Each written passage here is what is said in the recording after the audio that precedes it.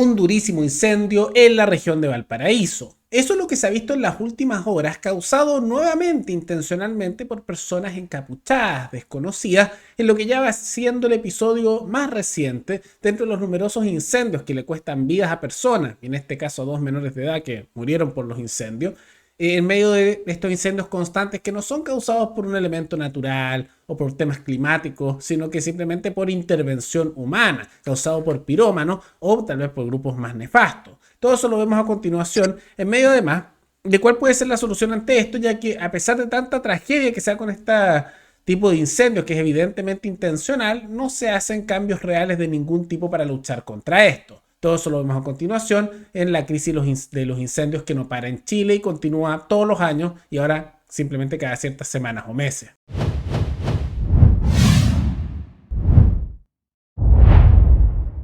Tal como lo mencionamos al inicio del programa, se dio en las últimas horas un nuevo incendio en la región de Valparaíso causado intencionalmente por personas desconocidas, por grupos de encapuchados. Ahora, hay que tomar en cuenta que este no es el primer caso de este tipo de situaciones ocurriendo, ya con los brutales incendios que ocurrieron hace tan solo unas semanas, no hace mucho, y que dejaron a cientos de personas muertas y a miles sin hogar, y que vale la pena tomar en cuenta que mucha gente no recibió ayuda, hay una situación bien curiosa donde se entregó mucho dinero para ayudas y como que la plata desaparece, todas esas irregularidades, esas situaciones raras que ocurren con los municipios en que justo se pierde la ayuda, pues corrupción, ¿no? Bueno. En medio de todo eso, este es el caso más reciente y que muchos pensaban que podría haber sido simplemente una situación accidental, de cosas que ocurren de manera natural, pero esto comenzó particularmente en el Cerro Cordillera, en Valparaíso. También hubo un segundo punto donde simultáneamente comenzó el incendio, ya eso era medio raro, y se logró captar gracias a una cámara de seguridad el momento mismo en que comenzó. Y casi parece algo planeado porque se ve que se lanza una bengala. Y dentro de esa bengala que es lanzada, bueno, se ve que empieza el incendio que después consumió numerosas viviendas y que le costó la vida a 2 menores de edad.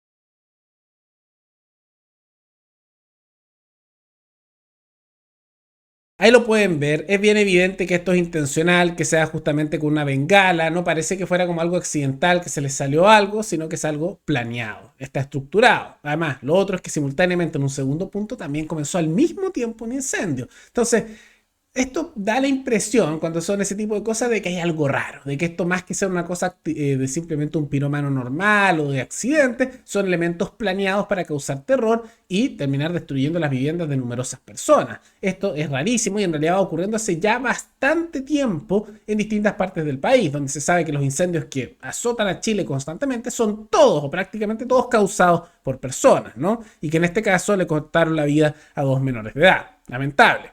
Ahora, a pesar de todo esto, y que esto significaría que deberían aplicarse reformas para evitar que este tipo de situaciones ocurran, no parece ser un enfoque demasiado bueno, porque lo que hemos observado es que el gobierno está impulsando la idea de que, esto se soluciona haciendo una ley que prohíbe construir nuevas viviendas, o sea que quede completamente vacío el lugar que se queme, no se puede hacer nada ahí, en los lugares donde se quema, porque ellos creen que son inmobiliarias de creación de viviendas las que están haciendo las quemadas de propiedades o de terrenos o de bosques, que no tiene mucho sentido porque el mercado inmobiliario en Chile se está desplomando, no porque no haya espacios de venta, sino porque hay mucha regulación y también porque el aumento de la inseguridad, también porque la pobreza ha aumentado mucho, entonces ¿quién puede comprarse departamento? Está carísimo, ¿no? Entonces eso no tiene mucho sentido en ese punto y simultáneamente eso es copiando un poco discursos que han habido en otros países, particularmente en España se decía mucho eso y en España, por ejemplo, se aprobó una ley así y no pararon los incendios, sino que al contrario continuaron y han habido incluso con grandes cantidades. Entonces no sirve para nada. Es como simplemente una restricción para que no se puedan construir nuevas viviendas.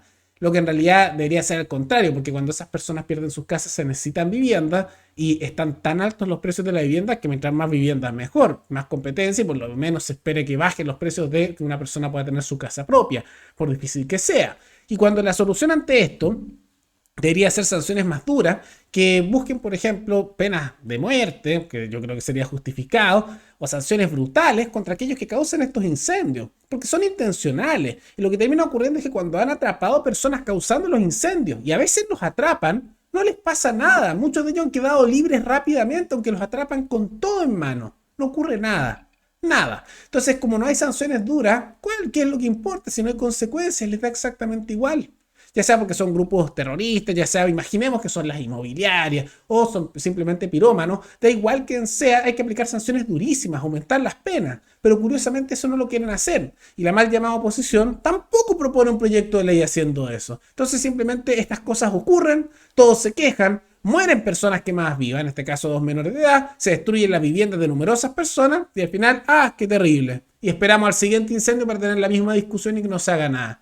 Es es casi como una distopía en que hay una desconexión tal y una falta de interés por parte del mundo político que inevitablemente estas cosas ocurren y simplemente no hay ninguna solución. Solo se podrá buscar alguna solución cuando la misma población tome las riendas de su destino y no dependamos de políticos, sino que ellos mismos, a través de democracia participativa, tomen las decisiones. Pero hablando también de grupos que hacen cosas ilegales y que realizan daño contra la población, recientemente también se descubrió una situación en el sur de Chile, de cual no hemos hablado hace algún tiempo, particularmente en la Araucanía, donde constantemente se observan ataques, asesinatos, quemas, algo que se ha vuelto lamentablemente regular. Y lo que ha ocurrido ahí es que un empresario que se detectó en la zona, que ya fue condenado por robo de madera, ¿no? Reconoció que estaba pagándole 130 millones de pesos a grupos armados en la Araucanía. Entonces, en la práctica, ¿qué es lo que están diciendo? Que grupos empresariales en la zona, probablemente justamente corporativistas, que hay mucho de esta situación, o también figuras más bien corruptas, le están entregando cantidades altísimas de dinero a grupos terroristas en la zona, que son los etnonacionalistas mapuches, que se roban madera, pero no se la quedan ellos, sino que se la pasan a estos que están pagándole y les pasan dinero con el cual compran armas, municiones y con lo que siembran terror y hacen crecer sus grupos de guerrilla y después se la venden ilegalmente fuera del país.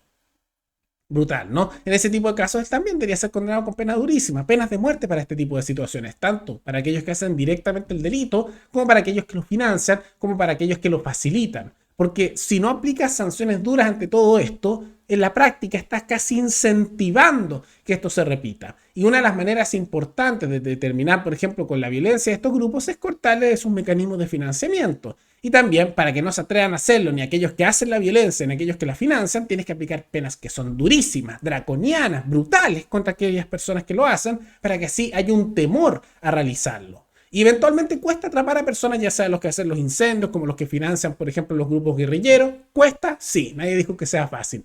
Pero siempre se atrapa a alguno, aunque sean pocos. Y como es difícil atraparlos, cuando atrapas a alguno, tiene que ser un ejemplo de una sanción tan brutal que aunque atrapes de a poco, los otros tengan temor de que los atrapen, porque si los llegan a atrapar, la van a pagar carísimo. De lo contrario, ocurre lo que hay actualmente en el sistema chileno actual, que atrapan a delincuentes, después se denuncia por la prensa y después el Poder Judicial los deja libres, ya sea porque las leyes que ha hecho el Congreso son sumamente blandas a propósito o porque están completamente politizados y cómplices muchas veces de la delincuencia el Poder Judicial.